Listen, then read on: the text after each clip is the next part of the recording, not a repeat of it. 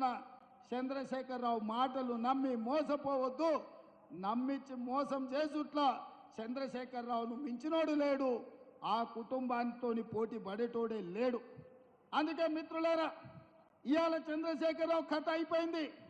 మన బోర్ల పడ్డాడు, బొక్కలు ఇరిగినాయి అసెంబ్లీ ఎన్నికలప్పుడు.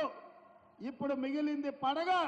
ఆ పడగ మీద కూడా ఒక దెబ్బ వేయండి, దాంతో ఆ కాలనాగు సమస్య తీరిపోతుందని మా మిత్రులకు చెప్తున్నా.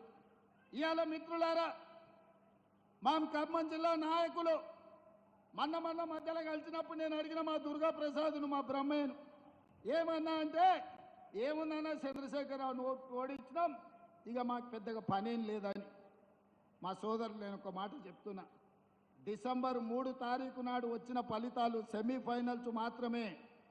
ఆ సెమీఫైనల్స్లో కాంగ్రెస్ టీము బీఆర్ఎస్ టీమును కల్వకుంట్ల చంద్రశేఖరరావును నాడుగు ఇరగొట్టిండ్రు.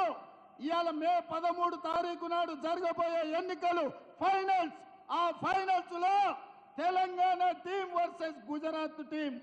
ఆ టీంకు నరేంద్ర మోడీ నాయకత్వం వహిస్తే తెలంగాణ టీంకు రాహుల్ గాంధీ గారు నాయకత్వం వహించబోతున్నారు. అందుకే మిత్రులారా, ఇవాళ మా తెలంగాణ 4 కోట్ల టీం మిత్రుల్ని, మెంబర్లని, సభ్యులని నేను అడుగుతున్నా, ఇవాళ గుజరాత్ను ఓడిద్దామా